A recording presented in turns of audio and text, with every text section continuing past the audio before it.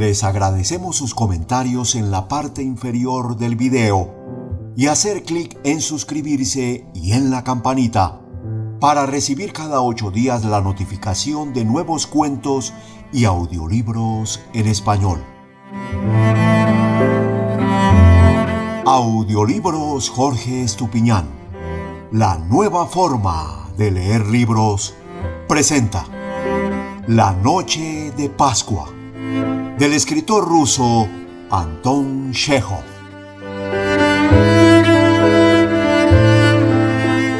Me encontraba en la ribera del Volga y esperaba la llegada del transbordador. Por lo común, el Volga es un río sin pretensiones, silencioso y soñador, que brilla timorato entre espesos juncos, pero en ese momento sus dimensiones alcanzaban las de un lago. Las aguas primaverales se habían desbordado, superando ambas orillas, inundando una buena extensión de las tierras ribereñas y anegando huertos, prados y marismas, de modo que en medio de la corriente despuntaban algunos álamos y arbustos solitarios, semejantes en las tinieblas a austeros peñascos. El tiempo me parecía espléndido. Reinaba la oscuridad, pero de todos modos podían discernirse los árboles, el agua, las personas. El mundo estaba iluminado por las estrellas que abarrotaban el cielo. Literalmente no había lugar donde poner el dedo. Las había gruesas como huevos de ganso y minúsculas como granos de cáñamo.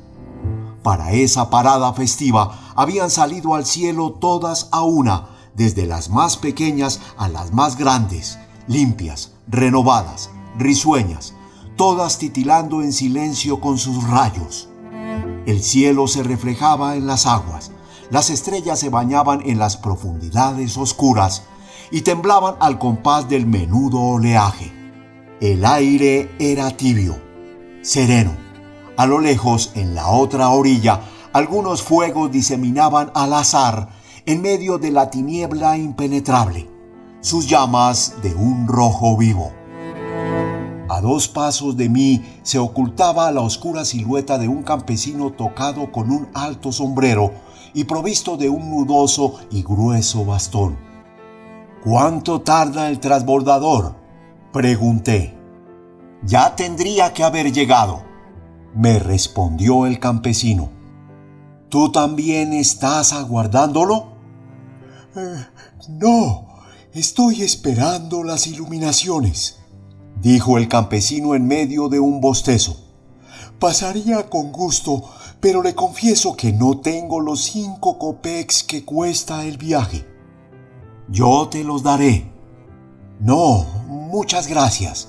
Prefiero quedarme aquí y que con ese dinero encienda una vela por mí en el monasterio.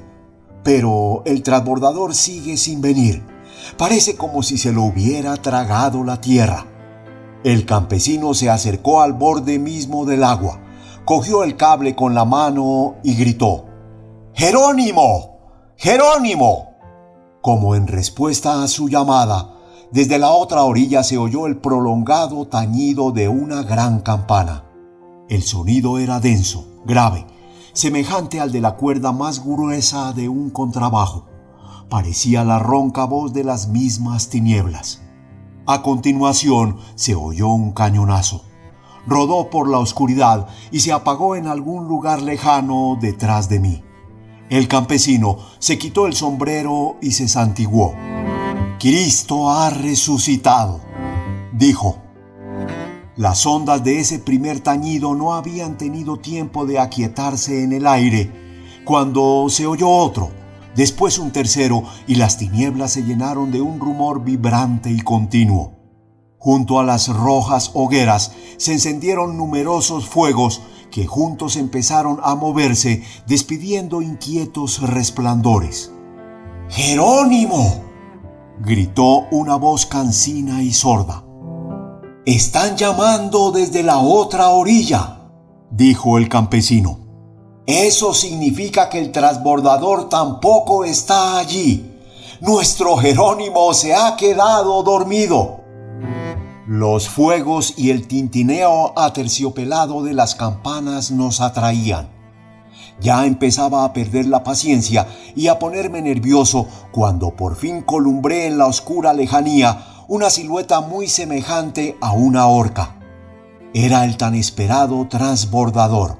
Se desplazaba con tal lentitud que, de no haber sido por la delineación gradual de sus contornos, habría podido pensarse que no se movía de su sitio o que se dirigía a la otra orilla. ¡Deprisa, Jerónimo!, gritó el campesino. ¡Un señor lo está esperando! El transbordador se dirigió hasta la orilla, osciló y se detuvo con un chirrido. A bordo, aferrándose al cable, había un hombre alto, vestido con un hábito de monje y un gorro cónico. ¿Por qué has tardado tanto?, le preguntó, saltando al interior del transbordador. Perdóneme, por el amor de Dios, respondió en voz queda Jerónimo. ¿No hay nadie más? No. Jerónimo agarró el cable con ambas manos, se dobló hasta el punto de parecer un signo de interrogación y jadeó. El transbordador chirrió y osciló. La silueta del campesino del sombrero alto poco a poco empezó a alejarse, señal de que la embarcación se movía. Pronto Jerónimo se enderezó y empezó a maniobrar con una sola mano. Guardamos silencio y contemplamos la orilla hacia la que nos dirigimos. Allí ya habían comenzado las iluminaciones esperadas por el campesino. Junto al borde mismo del agua, numerosos tonos de resina ardían en enormes hogueras. Sus reflejos, purpúreos como la luna ascendente, se deslizaban a nuestro encuentro en forma de bandas largas y anchas. Los llameantes tonos iluminaban su propio humo y las largas sombras humanas que destacaban un instante junto a ellos. Pero más lejos, a los lados y detrás, en el lugar de donde partía el tintineo aterciopelado, todo estaba envuelto en la misma bruma profunda y negra. De pronto, una cinta de oro hendió las tinieblas y un cohete se elevó hasta el cielo. Describió un arco y se esparció en chispas crepitantes como si hubiera chocado con la bóveda celeste. En la orilla se oyó un rumor semejante a un lejano ¡hurra! ¡Qué hermoso!, exclamé. Tanto que se queda uno sin hablar, suspensó Jerónimo. Vaya noche, señor. Antaño no se prestaba atención a los cohetes, pero hoy día cualquier menudencia nos regocija. ¿De dónde viene usted?, se lo dije.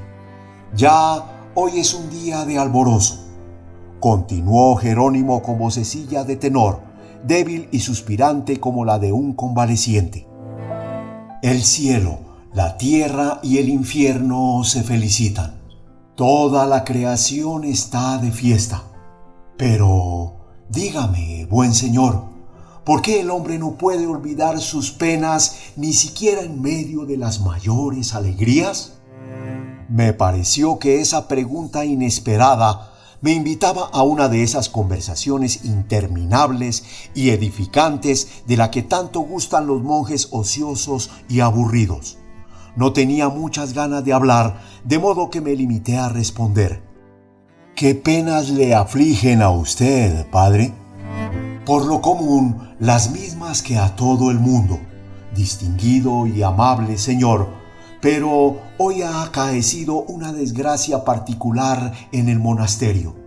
Durante la misa, en el momento de la paremia, murió el diácono Nicolai. ¿Qué le vamos a hacer? Es la voluntad de Dios, dije adoptando un tono monástico. Todos tenemos que morir. En mi opinión, debería usted alegrarse. Se dice que quien muere la víspera o el día de Pascua gana sin falta el reino de los cielos. Es verdad. Callamos. La silueta del campesino del sombrero alto se confundió con los contornos de la orilla. Las llamas de los toneles de resina no paraban de crecer. Y tanto las escrituras como la meditación demuestran con creces la vanidad del dolor, dijo Jerónimo rompiendo el silencio. Pero, ¿por qué el alma se lamenta y no quiere escuchar a la razón? ¿Por qué se sienten ganas de llorar amargamente?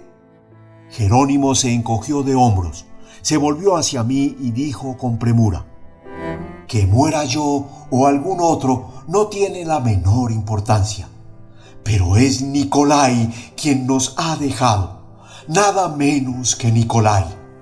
Hasta cuesta creer que ya no se cuente entre los vivos.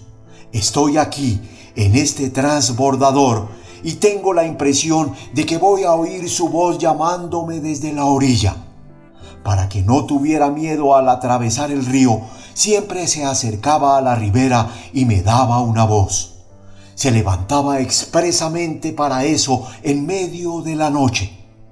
¡Qué alma tan bondadosa! Dios mío, qué hombre más bueno y compasivo. Tenía más atenciones conmigo que una madre. Que Dios se apiade de su alma. Jerónimo agarró el cable, pero al poco rato se volvió de nuevo hacia mí. ¿Y qué espíritu tan luminoso tenía, Excelencia?, continuó con voz cantarina.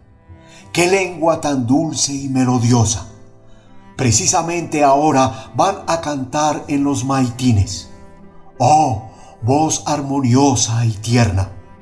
Además de todas las cualidades humanas, poseía un don extraordinario.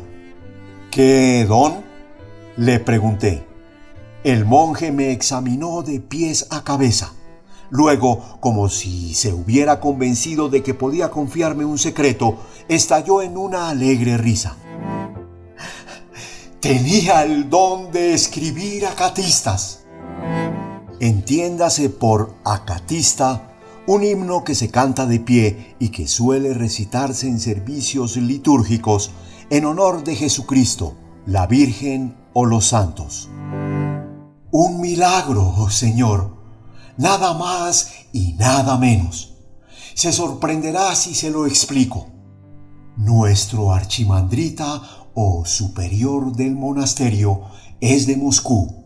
Su vicario se ha formado en la Academia de Kazán. Entre nosotros hay monjes muy inteligentes y padres venerables, pero, fíjese, ni uno solo sabe escribir acatistas, mientras Nicolai, un simple diácono que no había cursado estudios y carecía de toda prestancia, los escribía. Un milagro, un auténtico milagro. Jerónimo sacudió las manos y, desentendiéndose por completo del cable, continuó con arrebato. Nuestro vicario se las ve y se las desea para componer sus sermones. Cuando escribió la historia del monasterio, estuvo dando la lata a toda la hermandad y viajó unas 10 veces a la ciudad, mientras Nicolai escribía acatistas. Acatistas, nada de sermones ni de historias. ¿Tan difícil resulta escribir acatistas?, pregunté. Ya lo creo, respondió Jerónimo sacudiendo la cabeza. La sabiduría y la santidad no valen de nada si Dios no te ha concedido el don. Los monjes ignorantes se figuran que basta conocer la vida del santo sobre el que se escribe e inspirarse en otros acatistas. Pero no es así, Señor. Claro que se necesita conocer esa vida en profundidad, hasta en los menores detalles.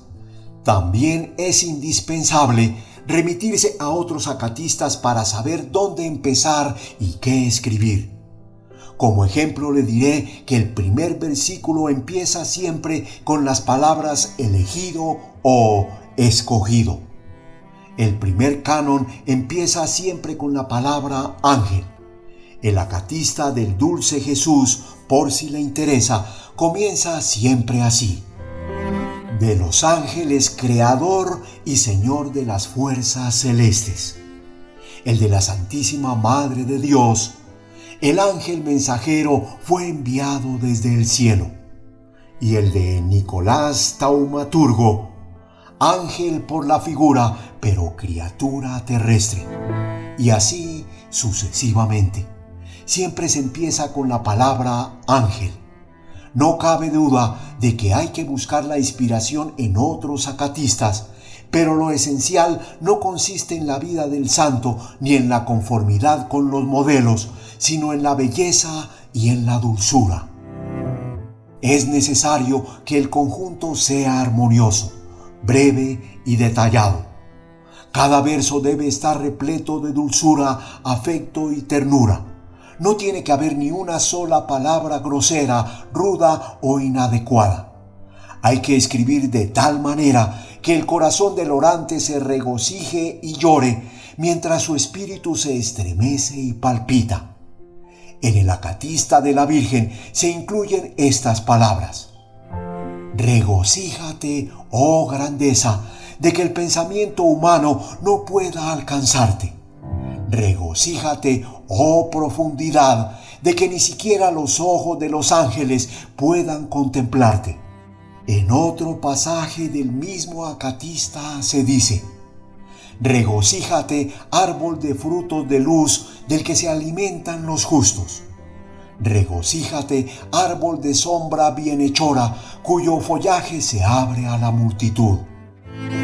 Jerónimo se cubrió el rostro con las manos, como si se hubiera asustado o estuviera avergonzado, y sacudió la cabeza. Árbol de fruto de luz, árbol de sombra bienhechora, balbuceó. No es fácil encontrar esas palabras. Dios debe concederte ese don. En aras de la brevedad, Nicolai reunió muchas palabras y pensamientos en una sola expresión y siempre obtuvo un conjunto armonioso y acabado. Candil dispensador de luz a los vivos. Se dice en el acatista del Dulce Jesús: dispensador de luz. Tal expresión no se oye en las conversaciones ni se lee en los libros. Él la inventó, la encontró en su espíritu. Además de la armonía y de la elocuencia, Señor, se necesita también embellecer cada línea con múltiples adornos, que haya flores, relámpagos, ráfagas de viento, sol, que estén presentes todos los objetos del mundo visible. Cada invocación debe componerse de modo que sea melodiosa y grata al oído. Regocíjate, lirio de los jardines celestes. Se lee en el acatista de Nicolás Taumaturgo. No se dice simplemente lirio del paraíso, sino lirio de los jardines celestes. Es una expresión más suave y más dulce al oído. Así escribía Nicolai, precisamente así. No hay palabras para expresarle cómo escribía. Sí, en ese caso es una pena que haya muerto, dije yo. Pero haga avanzar el transbordador, padre, o llegaremos tarde. Jerónimo pareció volver en sí y se acercó corriendo al cable. En la orilla empezaron a repicar todas las campanas. Probablemente en los aledaños del monasterio tenía ya lugar la procesión de la cruz, pues todo el espacio oscuro que se extendía más allá de los toneles de resina estaba ahora sembrado de fuegos móviles. ¿Nicolai imprimió sus acatistas?, pregunté. ¿Dónde iba a imprimirlos?, respondió él con un suspiro. Además, habría parecido extraño. ¿Con qué objeto? En nuestro monasterio nadie se interesa por esas cosas. A nadie le gustan. Sabían que Nicolai escribía, pero no le prestaban atención. En nuestro tiempo, señor, nadie respeta los escritos nuevos. ¿Lo trataban con desconfianza? Así es. Si hubiera sido un superior, quizá la hermandad habría mostrado cierta curiosidad, pero ni siquiera había cumplido 40 años. Algunos hasta se reían y consideraban que sus escritos eran un pecado. ¿Para qué escribía? Sobre todo para su propia consolación. De todos los hermanos, yo era el único que leía sus acatistas. Lo visitaba a escondidas para que los otros no me vieran y él se congratulaba de mi interés. Me abrazaba, me acariciaba la cabeza, me dirigía palabras cariñosas como si fuera un pequeño niño. Cerraba la puerta de su celda, me hacía sentarme a su lado y se ponía a leer. Jerónimo dejó el cable y se acercó a mí. Éramos así como dos amigos, añadió en un susurro mirándome con ojos brillantes. A donde iba él, iba yo. Sin mí se sentía triste. Me tenía más aprecio que a los demás y todo porque sus acatistas me hacían llorar. Solo recordarlo me conmueve. Ahora me he quedado como un huérfano o una viuda. ¿Sabe?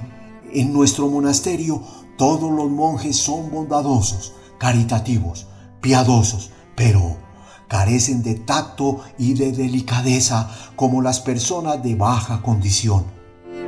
Todos hablan a gritos, hacen ruido al caminar, alborotan, tosen. Nicolai, en cambio, hablaba siempre con voz queda y suave, y si advertía que alguien estaba durmiendo o rezando, pasaba de largo con sigilo como una mosca o un mosquito. Tenía un rostro candoroso lleno de piedad. Jerónimo exhaló un profundo suspiro y aferró el cable. Ya nos estábamos acercando a la orilla. Salíamos directamente de las tinieblas y del silencio de las aguas y nos adentrábamos poco a poco en un reino encantado lleno de humo sofocante, luces crepitantes y bullicio. Ya se distinguía con total nitidez cómo los hombres se movían junto a los toneles de resina. El centelleo de las llamas confería a sus caras rojas y a sus figuras una expresión extraña, casi fantástica. De vez en cuando, entre los rostros y las cabezas, aparecían hocicos de caballo inmóviles, como fundidos en cobre rojo. Pronto empezarán a cantar el canon pascual, dijo Jerónimo. Pero Nicolai está muerto y ya no hay nadie que pueda penetrar su belleza. Para él no había nada más hermoso en las escrituras que ese canon. Comprendía cada palabra. Cuando llegué allí, Señor, traté de captar el sentido de lo que se canta. Se le corta a uno la respiración. ¿Es que no va a ir usted a la iglesia? No puedo. Tengo que ocuparme del transbordador. ¿No van a relevarle? No lo sé. Tendrían que haberlo hecho a eso de las 8, pero, como ve, aquí sigo. En cualquier caso, le confieso que me gustaría ir a la iglesia. ¿Es usted monje? Sí, es decir, novicio. El transbordador varó en la orilla y se detuvo. Le entregué a Jerónimo una moneda de 5 copex por la travesía y salté a tierra. En ese momento, una telega con un muchacho y una mujer dormida penetró en el transbordador entre chirridos. Jerónimo, levemente coloreado por las llamas, tiró del cable, se encorvó y puso la embarcación en movimiento. Avancé unos pasos por el barro y a continuación me interné en un sendero blando de reciente construcción. Ese sendero conducía en medio de una nube de humo y una multitud desordenada de hombres, caballos desenganchados, telegas y carretelas a las oscuras puertas del monasterio, semejantes a la entrada de una sima. Todo eran chirridos, relinchos, risas, y por todas partes danzaban la luz purpúrea y las sombras ondulantes del humo. Un auténtico caos, y en medio de ese barullo aún había quien encontraba un lugar para cargar un pequeño cañón o vender dulces. A otro lado de la tapia, en el recinto, el trajín no era menor, aunque se observaba más compostura y orden. El lugar olía a enebro y a benjuí. La gente hablaba a voces, pero no se oían risas ni relinchos. En torno de los monumentos funerarios y de las cruces se apretujaban gentes con roscas de Pascua y atillos. Por lo visto, muchos de ellos habían venido desde muy lejos para que bendijeran sus dulces y estaban extenuados. Por las planchas de hierro fundido que se extendían desde la entrada del monasterio hasta la puerta de la iglesia, corrían jóvenes novicios atareados en medio de un ruido de botas. En el campanario reinaban idéntico alboroto y griterío. «Vaya noche más animada», pensé yo. ¡Qué bien! Daba gusto contemplar esa agitación y esa vigilia compartidas por toda la naturaleza, empezando por la tiniebla nocturna y terminando por las planchas de hierro, las cruces funerarias y los árboles junto a los cuales se afanaba a la gente. Pero en ninguna parte la excitación y el revuelo eran mayores que en la iglesia. Junto a la puerta se libraba una batalla sin cuartel entre el flujo y el reflujo. Unos entraban, otros salían y al poco rato regresaban. Se detenían un instante y de nuevo se ponían en movimiento. La gente iba de un lugar a otro, deambulando como a la busca de algo. En la entrada se formaba una ola que recorría toda la iglesia y alcanzaba las primeras filas, donde se encontraban las personas importantes y graves. No había manera de concentrarse en la oración. La gente, en lugar de rezar, se entregaba en cuerpo y alma a una suerte de alegría infantil e irreflexiva que buscaba el menor pretexto para estallar y manifestarse en algún tipo de movimiento, aunque fuera un vaivén y una oscilación desordenada. La misma movilidad extraordinaria se percibía en la celebración de la misa de Pascua. Las puertas del iconostasio de todos los altares laterales estaban abiertas de par en par. Por el aire flotaban junto a los candelabros densas nubes de humo de incienso. Se vislumbraban luces, resplandores y cirios chisporroteantes por doquier. El ritual no incluía ninguna lectura. Un canto turbulento y alegre ocupó el oficio hasta el final. Después de cada cántico, en el momento del canon, los sacerdotes se cambiaban de casulla y se introducían entre los fieles con el incensario, operación que se repetía casi cada 10 minutos. Apenas había tenido tiempo de hacerme un hueco cuando una ola procedente de la parte delantera me alcanzó y me arrojó hacia atrás. Ante mí pasó un diácono alto y corpulento con un gran cirio rojo. Tras él se apresuraba una archimandrita con el pelo canoso y una mitra dorada, el incensario en la mano. Cuando desaparecieron de la vista, la multitud me empujó a mi antiguo lugar. Pero no habían pasado ni 10 minutos cuando se formó una nueva ola y apareció otra vez el diácono, en esta ocasión seguido por el vicario, el mismo que según Jerónimo había escrito la historia del monasterio. Sumergido en la muchedumbre y contagiado de la alegre agitación general, sentía una pena intolerable por Jerónimo. ¿Por qué no lo relevaban? ¿Por qué no encomendaban el transbordador a una persona menos sensible e impresionable?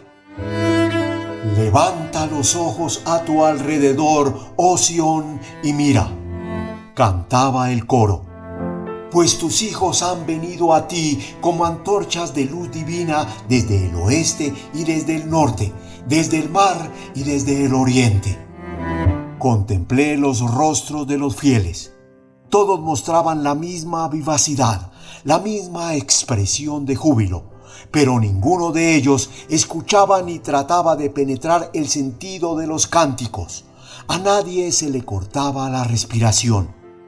¿Por qué no relevaban a Jerónimo? Podía imaginármelo allí de pie junto a una de las paredes, inclinándose y paladeando con avidez la belleza de la frase sagrada. Aquellas palabras a las que no prestaban atención las personas que se encontraban a mi alrededor habrían inundado su alma sensible, la habría embriagado hasta el éxtasis, dejándolo sin aliento, y no habría habido en el templo persona más feliz que él. Ahora empujaba el transbordador de una orilla a otra por el oscuro río, doliéndose de la muerte de su compañero y amigo. A mis espaldas se formó una ola.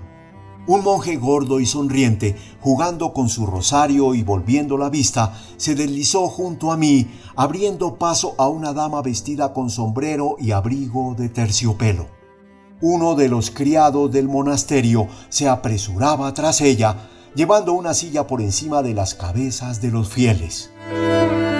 Salí de la iglesia. Sentía curiosidad por ver el cadáver de Nicolai, el desconocido compositor de acatistas. Pasé junto a la tapia, a lo largo de la cual se sucedía una hilera de celdas. Eché una ojeada a algunas de las ventanas y al no encontrar nada me di media vuelta. Ahora no lamento no haber contemplado el rostro de Nicolai. ¿Quién sabe? Tal vez esa visión habría borrado la imagen que mi imaginación se ha forjado de él.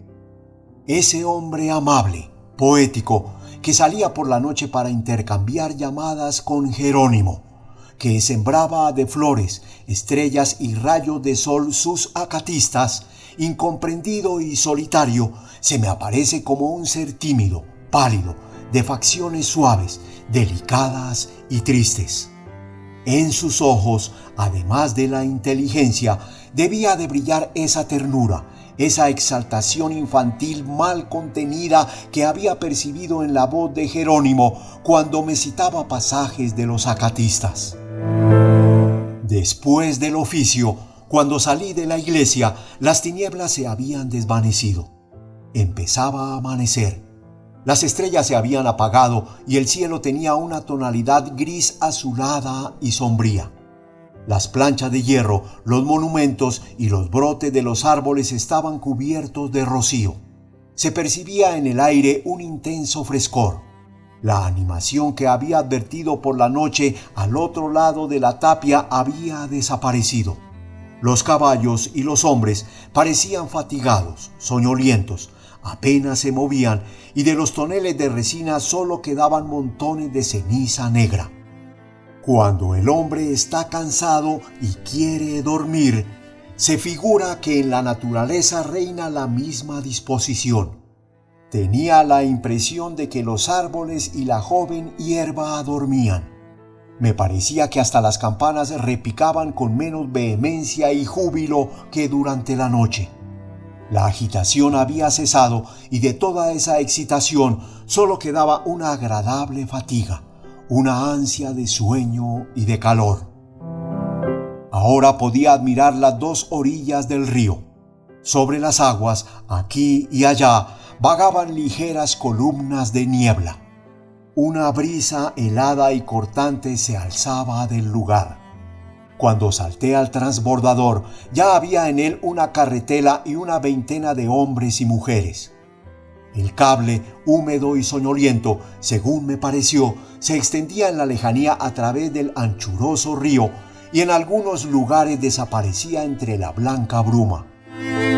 ¿Cristo ha resucitado? ¿No hay nadie más?, preguntó una voz serena. Reconocí a Jerónimo. Las tinieblas nocturnas ya no me impedían examinar al monje. Era un hombre alto, estrecho de hombros, de unos 35 años, con rasgos marcados y redondeados, ojos entornados que miraban con indolencia y una perilla descuidada y cuneiforme. ¿Aún no le han relevado?, pregunté con sorpresa. ¿Qué va?, respondió volviendo el rostro sonriente, entumecido por el frío y cubierto de rocío. Ahora nadie me reemplazará hasta la mañana. todos van a romper el ayuno a los aposentos del padre Archimandrita. Ayudado por un campesino tocado con un gorro de piel rojiza, semejante a esos barriletes de madera de tilo en los que se vende la miel, tiró con fuerza del cable y el transbordador se puso en marcha, acompañado del jadeo de los dos hombres. Nos deslizábamos por el río, deshilachando a nuestro paso los perezosos jirones de niebla. Todo el mundo callaba. Jerónimo, con el pensamiento en otro sitio, maniobraba con una sola mano. Nos contempló largo rato con sus ojos dulces y turbios. Luego se detuvo en una joven vendedora de rostro sonrosado y cejas negras, que estaba de pie a mi lado y se arrebujaba en silencio en medio de la niebla que la envolvía. No la perdió de vista en todo el trayecto. En esa mirada prolongada apenas había nada masculino. En el rostro de esa mujer, me pareció, Jerónimo buscaba los rasgos suaves y delicados de su difunto amigo.